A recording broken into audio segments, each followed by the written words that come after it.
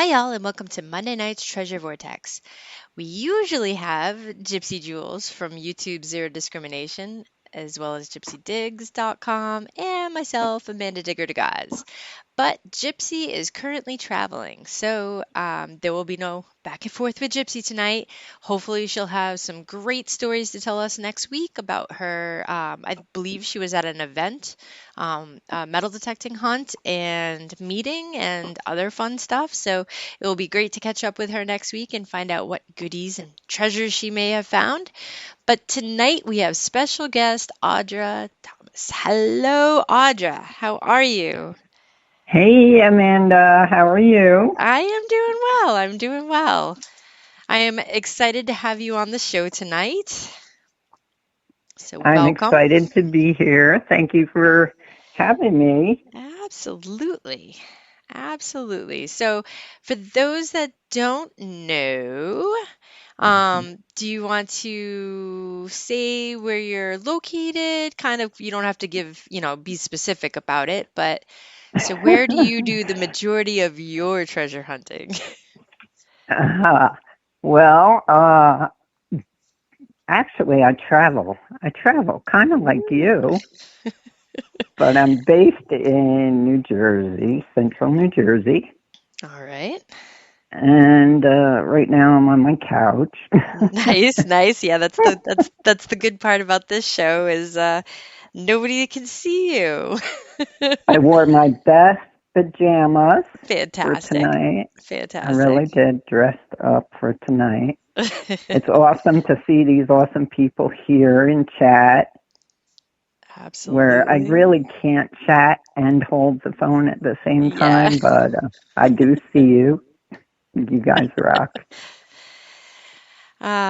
But So you are a true treasure hunter, not just metal detecting, not just mudlarking, you dump digging, and I think I might be missing something else too that you do. dump digging, bottle digging, arrowhead Ah, hunting, arrowhead hunting. Yep. thrifting, everything. I love it all. I love it Fantastic. all. I'm kind of like you. Yeah. Very true, very true. So, how did you get into treasure hunting? I think I caught it from my mom. She was big into flea markets and thrifting and Native American items. And I don't know what really sparked it, but in high school, I got a detector at a yard sale. Hmm. And back then, I used to like to take things apart. So I took it apart and Did it put it work when you back put it back together. I together? don't think it. I don't think it really did, but but then I went and got a Radio Shack. Like everybody else, I got the Radio Shack, Yep, and it was a whites. I know you like the whites, I but the one did. I got at the yard sale was a whites, and Nice. Coinmaster?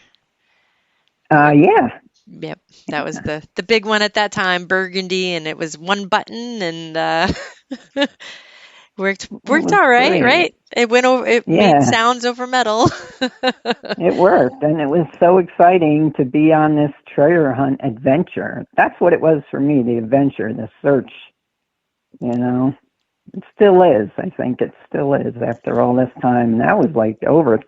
I don't want to age myself, but that was over 35 years ago. No, Yikes. nobody here is judging. Nobody here is judging. So what are you swinging now as a metal detector? Now, see, this is a good story. See, I started after the Radio Shack. I upgraded to a bounty hunter, Hmm. and for many years I used that. And then one day on my lunch break, I found some World War II medals Ooh. at a park, and they were like in the box, the original box, but it was all corroded and wet and decaying. Hmm. But I was able to get the name off the medal. So after some research and actually Facebook helped, I found the soldier's daughter. I was able to get them back to her. So that was the huge spark that fueled my addiction. And it's all, thanks to Bounty Hunter. So now, fast forward a couple of years ago, Technetics, First Texas Products, reached out to me to sponsor me. And I was like, how about that? It's like a full circle because First Texas has Bounty Hunter Yep. and Technetics and Fisher. I was like, this is meant to be because they sparked my passion, basically. And so that's what I swing now. I love my Technetics T2, and I've got a Fisher at 44, and I still to this day use my Bounty Hunter tracker. Fantastic. That's awesome. It really is a full circle. So that's pretty neat. Yeah, it felt good. It really did, and I enjoy every minute of it. So I've used several machines, and, I like them all, but the T2 is definitely my go-to. Fantastic. Now, is that one you can use in the water as well, or? Unfortunately, no. Only the coil. The Fisher you can use in the rain, but not a submersible machine. Gotcha. But their pinpointers are, so I bring them to the rivers. Fantastic. And you do you do sifting too, right? When you're down there? I do. Even at the bottle dump, I'll sift the dirt that I've dug because there's some nice relics in those bottle dumps. Yeah, they're little things. Yeah, small, tiny little things that you won't see. I know I won't with my eyes, so. Yeah. And I always say too, I'm like, fill in your hole because when you're putting that dirt back, the amount of stuff you find that you didn't realize came out. Like, yeah. I have found more filling in the holes at those dumps than digging down. So, especially those little finds. Yeah, just this past weekend, I was filling a hole, and this is a bottle dump I've gone to years, and I brought several people there, and we've all dug it for years, and I'm filling in a hole I just dug in this beautiful, beautiful, teeny tiny little square like the size of an ice cube bottle with a brass top that has beautiful leafing going over the edge, and then a picture of a building on the lid. And popped right out.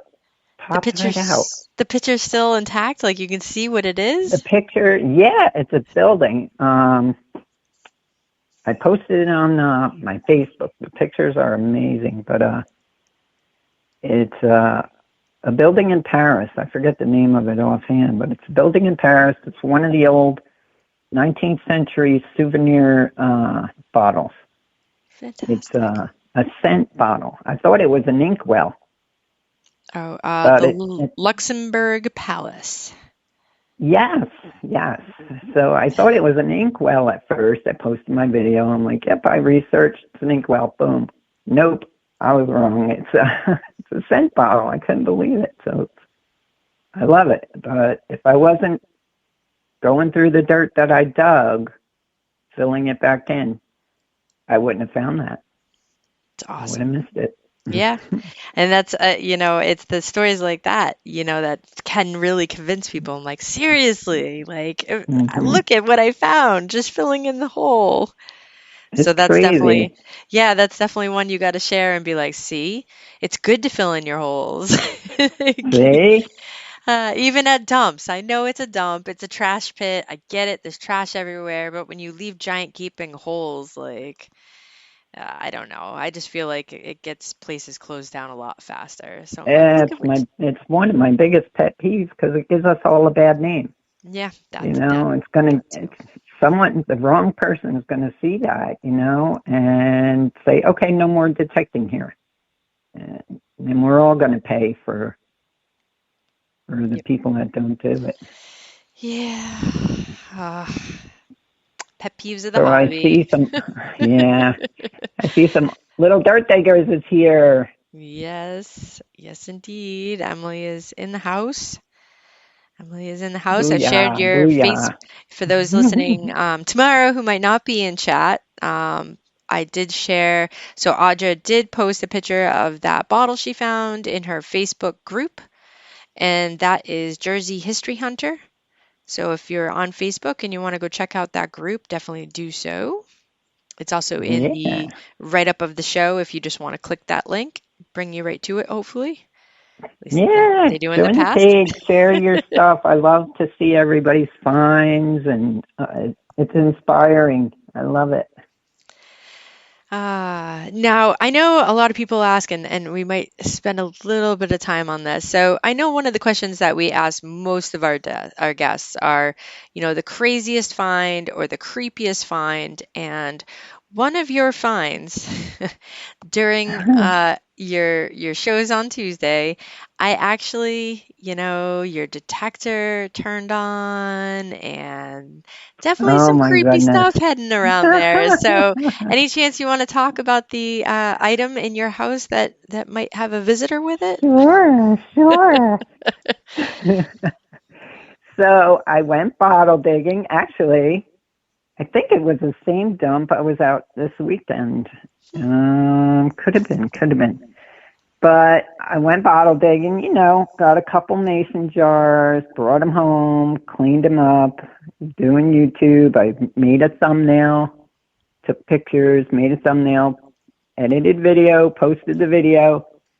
And then I go back and I'm looking at the thumbnail and I'm like, I see something in the picture. I see an apparition through the mason jar of a dude, a guy standing in my house that has like a windbreaker type, golfer jacket on, a beige type jacket on, standing in my house. And when I took that picture, I was alone. There was nobody in my house. Definitely wasn't a guy in my house. And I'm looking at him like, could that be my reflection? No, absolutely not. And so I did another video saying there is an apparition in this mason jar. And I still have that mason jar. I haven't seen anything weird, but I definitely seen an apparition from that mason jar. Hmm.